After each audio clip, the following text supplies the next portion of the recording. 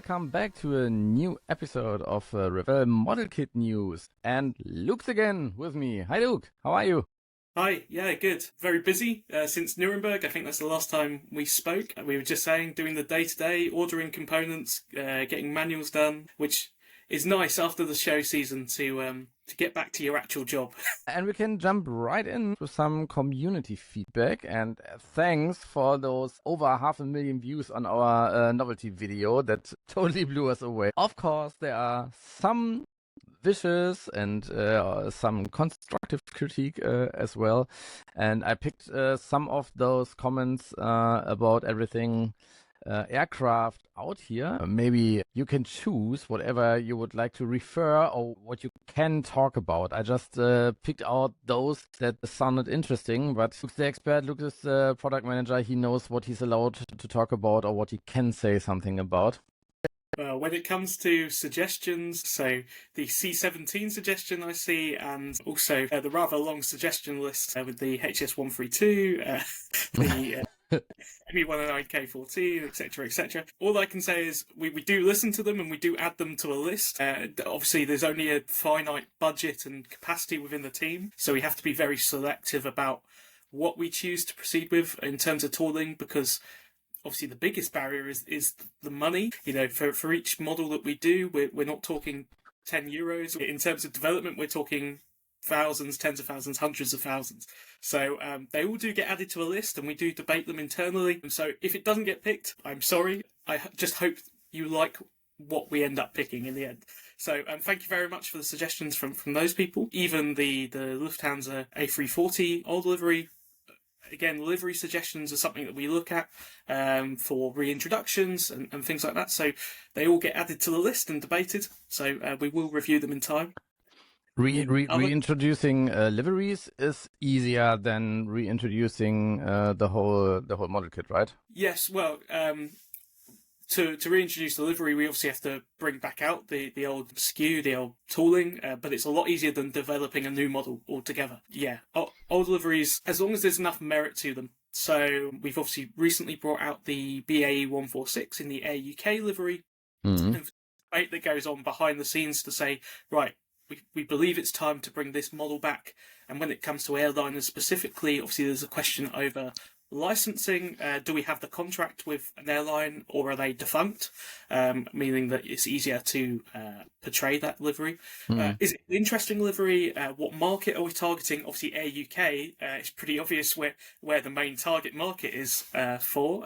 But also when you look across our airliners, obviously there's a lot of Lufthansa, and being a German company, that it goes hand in hand really, because a lot of our sales are in continental Europe and Germany specifically, but also British Airways. So we have two contracts, a contract with Lufthansa, a contract with British Airways, but whenever we want to do a new airliner in maybe a different company's livery, there's a lot of work behind the scenes, not just in terms of developing the decals and maybe any changes to the manual that need to be done to cater for that specific aircraft, but also the legal team, I'll say the boring side, to make sure that we're doing it all above board and obviously the right people are being paid. Normally the airline want a percentage, as well as obviously the aircraft manufacturer. So bring out old liveries is easier than a new model, but it can be quite complicated. That was a long answer. But it does bring us nicely on to the other question that I see about Turkish Airlines, and obviously that's a new airline partnership that we have going on at the moment, and the winglets. So the original tooling does have winglets, but they are slightly thick, as the questioner mentions. We're not replacing them in the tooling. Obviously, it's a complicated thing to do, but what we are doing is giving two sets of decals for the winglets, one fitted to the kit and one fitted to the actual shape of a 737-800 winglet, and then we're hoping and we're looking into how to offer this at the moment. So it's not available yet, but to offer a 3D file that can be used instead. Obviously, that would be free to download, but we're currently looking at how we offer that. I can't guarantee when that will happen. Wait, you're going to design a 3D file for the kit so that then people can print it out and put it on their model by themselves? Yeah, so Cool. Changing the tooling is prohibitively expensive. Yes. because you have to ship it back to China or the original tool shop, edit it. That's even if you have the original 3D data, which I don't believe we do for the 737, just due to the age of the tooling. So when that's the case, and we're looking to do this more across the range at the moment, is adding or offering very small improvements or parts that we can. Obviously, this is an example where we can do something to help the modeler, and because they're so small for us as a team, capacity isn't so much of a problem because it's an easy fix once you're aware of the issue. Obviously, the printing becomes the problem of the model builder, but we're hoping to offer some solutions to that as well. So, as I say, that's in the works at the moment. That is big news!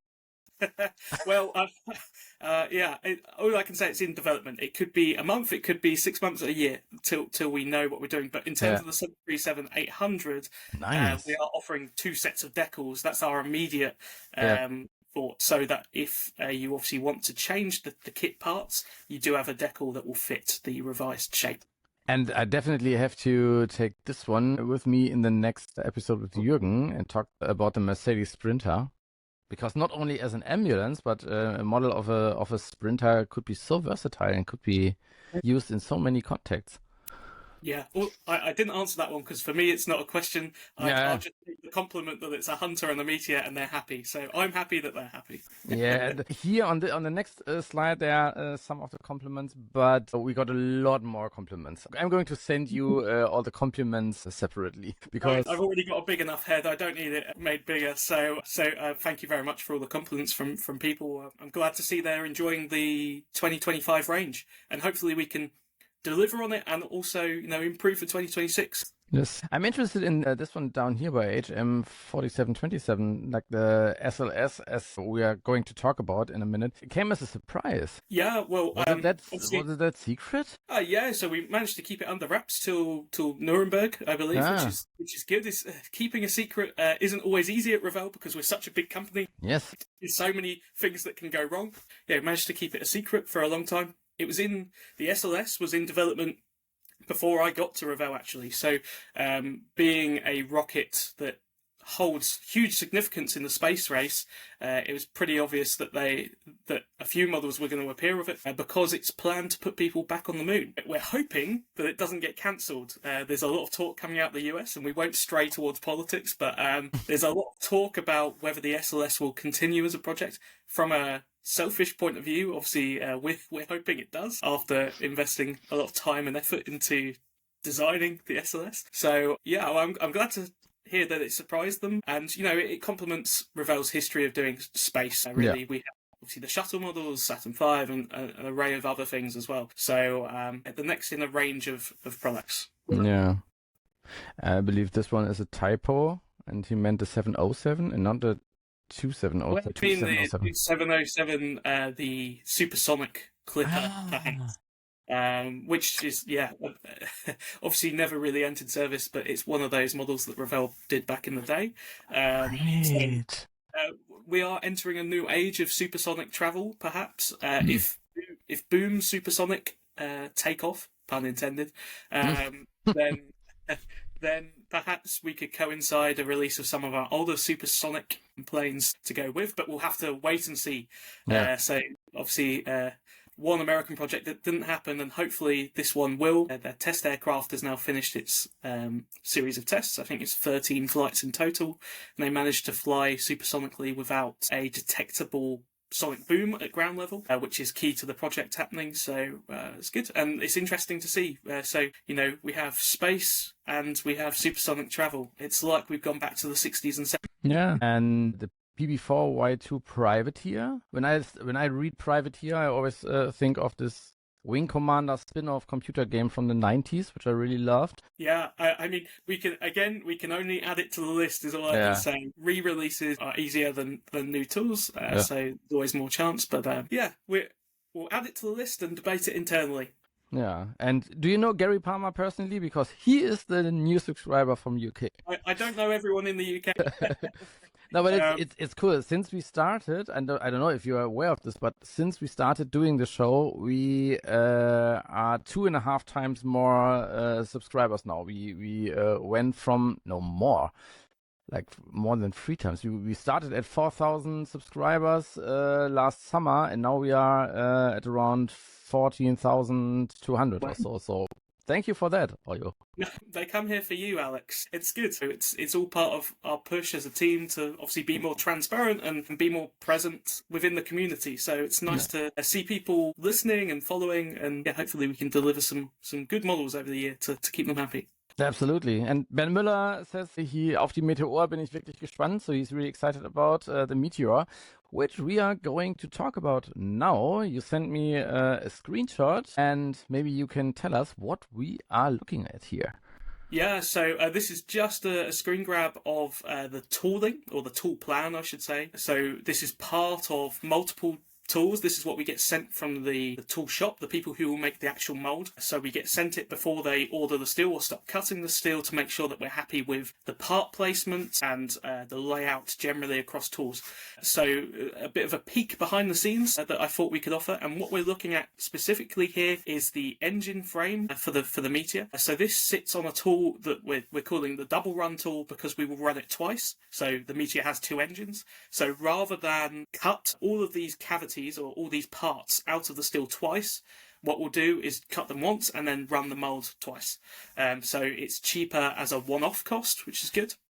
And it means that you don't have to swap over molds as much. If it was a case, it would cost more from a production side. So just running this twice is good. Obviously, it means the mold itself is a shorter life generally because you for each model you're having to run it twice, whereas the other tools you're only running once. But we're talking hundreds of thousands, so we'll be fine. That would be my question. How many times can you run the tool? It must be 100, 200,000 times.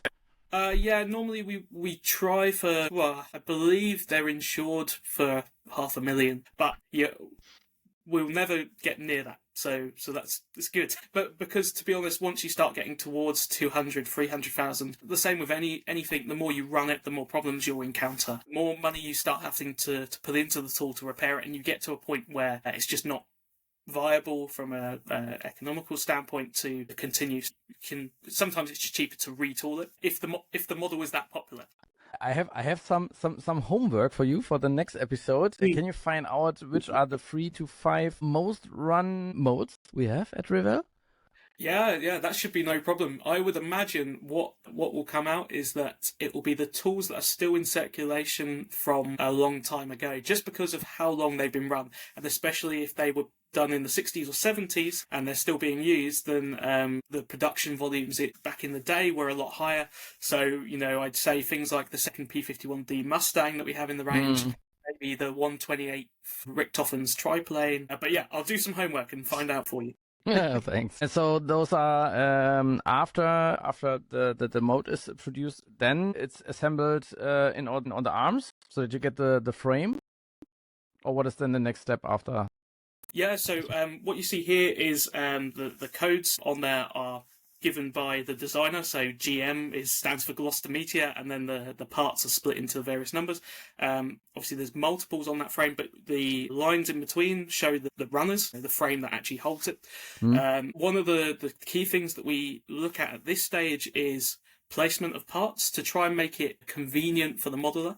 We're aware, obviously, if you've got a big model like the Meteor, which is 400 plus parts, and for an engine you're having to take a part from one frame, find another on a different frame, etc., etc. It's frustrating as a modeler, and people don't have the space for the engine specifically. We were very keen to keep them all on one frame. Obviously, it then has the benefit that if we ever want to release a Gloster Meteor or a Rolls-Royce Derwent engine, then we could do it separately. There's no immediate plans, but having it all on one frame is quite useful for that. So this is just a snippet of the tooling, but obviously we have a lot of other tools as well. But to keep it simple, I thought I'd just show this one frame. But you can see quite a few parts for one engine, and then obviously we have 2 in the kit. So yeah, it should keep people busy. Yeah, I believe so. How's the timeline working out on the Meteor? Yeah, so I don't want to jinx it, but we're running on schedule. So I believe we are scheduled for November release, which, barring any crisis with shipping and etc., we should be fine. So that the tools are underway, the steel is being cut as we speak, and the first shots should be ready in a month or so.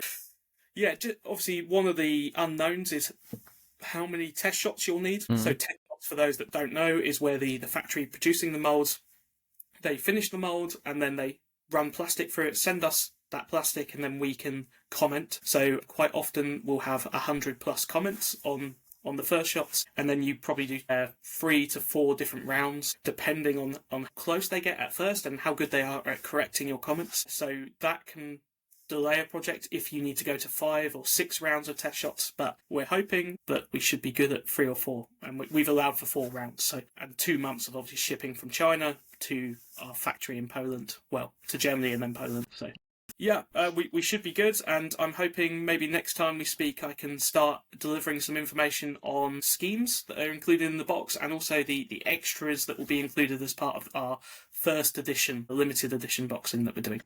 Nice. Yeah, so as we just saw, our YouTube community is really good in making comments. So if you do need anybody to help you out, I'm pretty sure some people from the YouTube viewers are ready to go. Well, I should thank some of the community, the modelling community, for the help they've given. A few people from the IPMS in the UK and also further afield have been involved with checking, being a second set of eyes for me, which is always good. So thank you to those people. They should know who they are.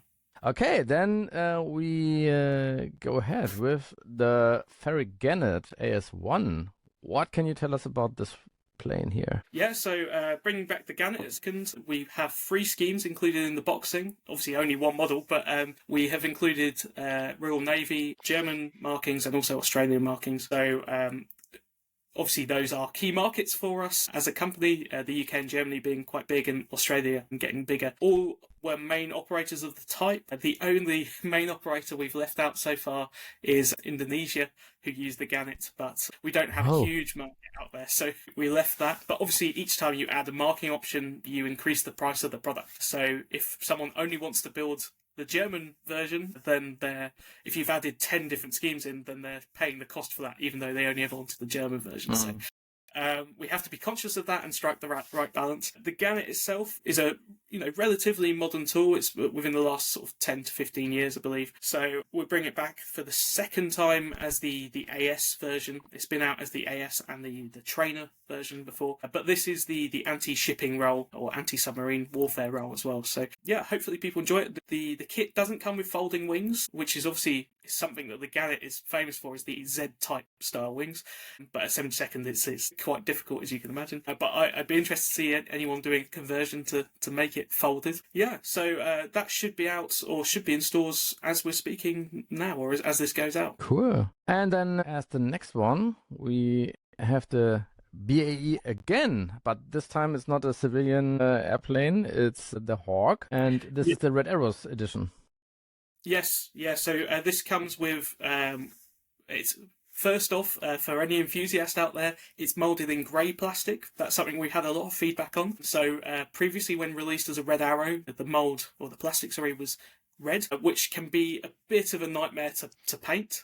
So we listened to the feedback and we moulded it in grey. So hopefully that should keep people happy for those that want to build a Red Arrow, or even if they want to build a different Hawk scheme, then it should be easier for them. But the markings in the box are all Red Arrows.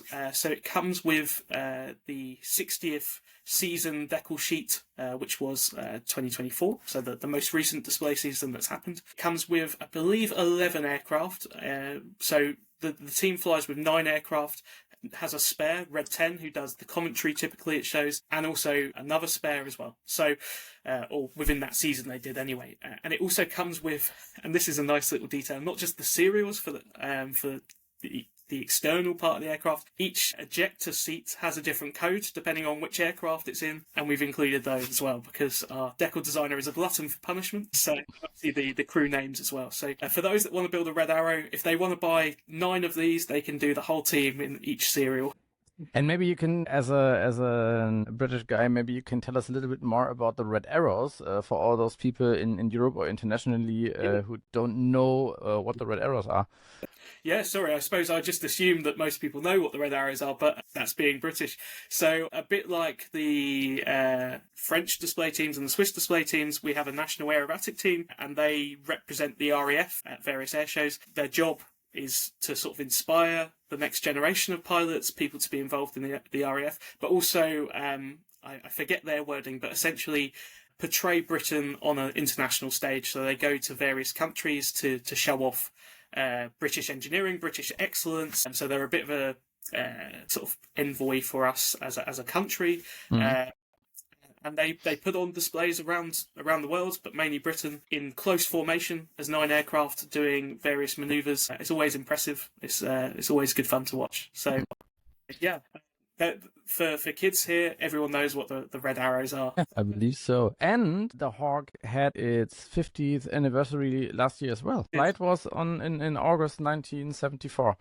The red arrows, in fact, are now the only unit within the RAF that operates the T1, so this version of the Hawk. So that's not happened in a very long time, that we have a display team that's using something that's not used in service. So now the RAF use the T2, which is almost the same but with a pointy nose externally to simplify it, but the red arrows haven't transitioned to that yet.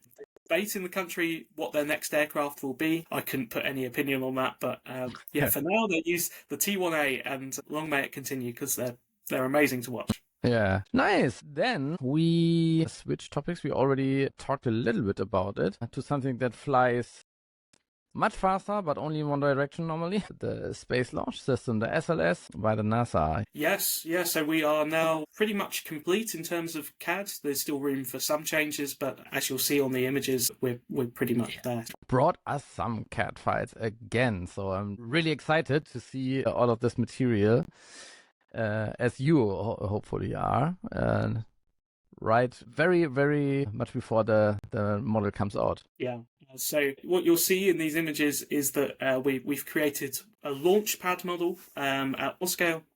So what that means is that you build it as you would see it on the launch pad. So it means that things like the Orion capsule, which are sort of hidden within the body on the launch pad, aren't there, just because at this scale it's not possible. Or, well, it's not reasonable to do. Most people just want to build this big rocket that sits there standing up. So we've obviously included a stand, otherwise it'd be quite difficult to display. And that's sort of based on what the mobile launcher or the crawler looks like. And we also have a little plaque on the front, so we'll hopefully do a sticker or a decal that features the mission badge and some stats on the aircraft, a bit top trump style, with height, power, things like that. And so with the design, we've been going back and forth with the designer to make sure that we're portraying it accurately, but also making compromises for it being 144 scale, which is obviously very small. It's quite hard to accurately portray some details at that scale. But I'd hope you agree that we've sort of reached a good compromise, and we've got a good level of detail on there. We're currently debating whether to mould it all in grey or whether to split the tooling in such a way that will mould the core stage as orange, and then the boosters and the top section and the engine as white, as it is on the real aircraft. Aircraft is probably not the right term. Rocket. Like here. Yes. So we're looking at maybe splitting it across those lines. Obviously, this is it's a level 4 kit, so it's targeted at both younger modelers and also more experienced ones as well. So the more experienced ones, I'm sure, will want it all in grey, but the younger ones who just want to stick it together might just want it moulded in colours. So we're debating that at the moment. It's an interesting thing to be discussing. Maybe if this goes out in time, you can let us know what your opinion is on it. You'll also see some of the more detail here with the engines and the plaque that I was talking about. One of the oddities about the SLS is that the boosters sit lower than the main engines when they're launching. That's why you'll see that the engines are sort of hovering above a bit. So we have the boosters are where you mount the model kit onto the base. And that's based on the actual sort of clamps that are used for the real aircraft as well. And then, so here's the stand itself. So it should be quite solid, and it's a nice way to display the model. It's quite a big thing, though. So for those short of space, just be aware it's 680 odd millimeters, I think, off the top. It obviously doesn't take a lot of footprint up, but just make sure your shelf is high enough. Is it going to be higher than the Saturn V, or is the Saturn V going to be still the highest Revell model, or are we going to talk about record setting here? I'm not entirely sure on the size difference.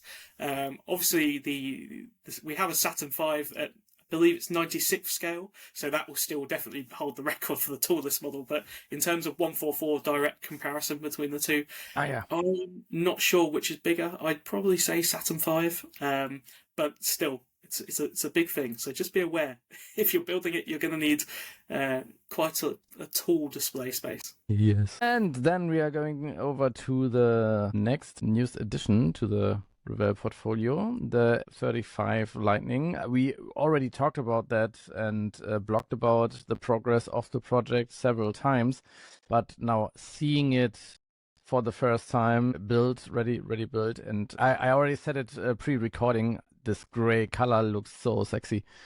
I really like it. Yeah, it's quite a difficult color to get right.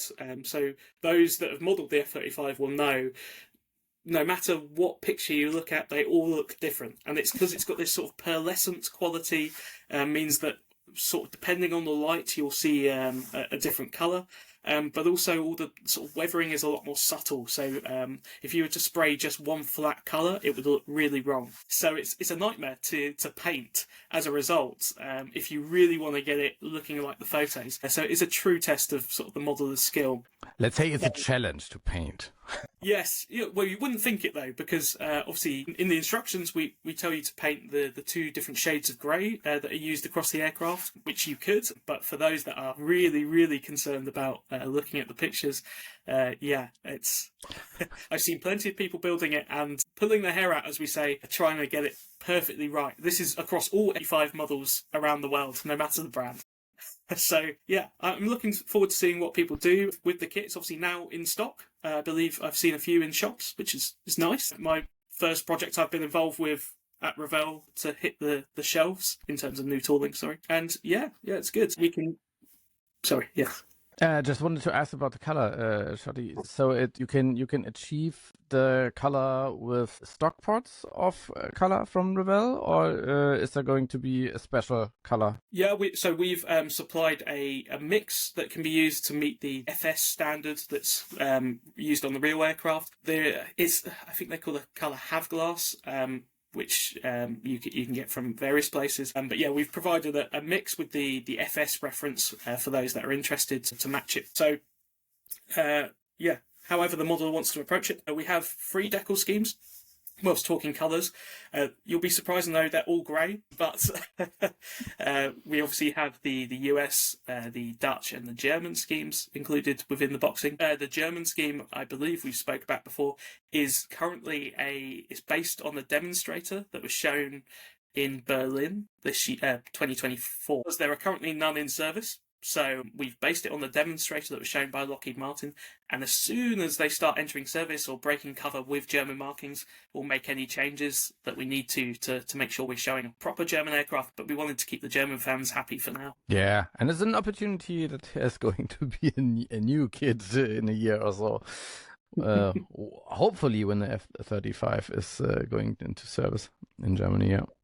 A bit like the SLS, we just have to make sure that no cancellations of projects happen, or no cancellations of orders happen based on current affairs, shall we say. Yeah, and the tariffs don't get too high on aircrafts. It could be €1 or €2. Is there anything else to add on the...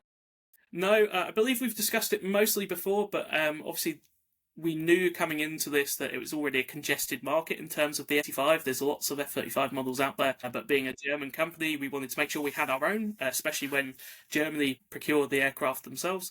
So knowing that it was congested, we've included a couple of extra features that aren't available at 72nd from competitors, such as the pilot boarding ladder and also a lot of weapons armament stores that can be added on the underside of the aircraft and in the bomb bay. One of the sort of nicest parts, in my opinion, of the kit is the bomb bay. A lot of effort went into that part, and we've tried. Also, always the thing people mention when it comes to F-35 is the RAM panels. We've tried to keep them as subtle as possible.